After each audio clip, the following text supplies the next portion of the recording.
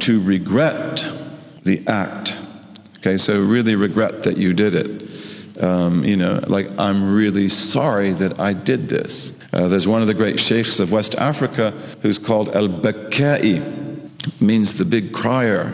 He cries all the time. Al Bak'kai was a big, powerful sheikh. There are two Bak'kais, the grandfather and the grandson. But Al Bak'kai, they say, why did he cry all the time? He always had a tear in his eye.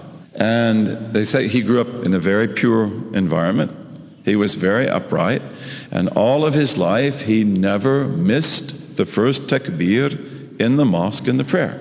And then one day he missed the first takbir. He didn't even miss the prayer. He maybe missed one rak'ah. And yet, he felt the regret for that the rest of his life. Is that because he went too far, he overdid it? Was he a perfectionist? No, it's because, again, given the purity of his heart, he knew the right of Allah.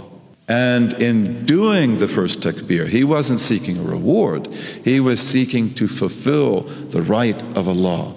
And so it's like, I never will be able to fulfill this right. And so this shows that his heart is really alive. That's why he's held in really high esteem. He's one of the great awliya.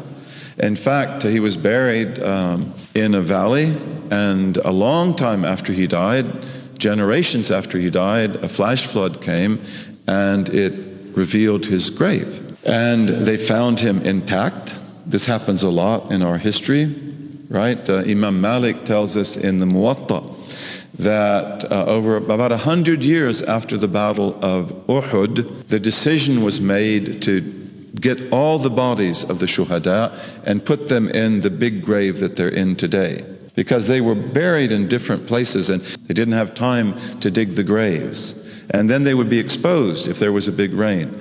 So in digging the bodies up and reburying the bodies, they found the body of a father and son who were both killed at Uhud.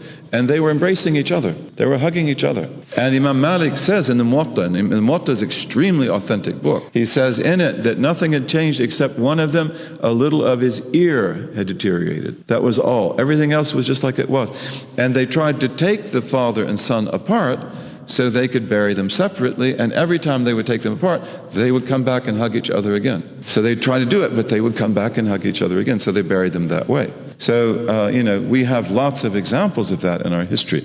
But when Sheikh Bak'kai was dug up, they found out that he was still crying. He still had the tear that was coming down his cheek. In any case, may Allah enable us to do tawbah.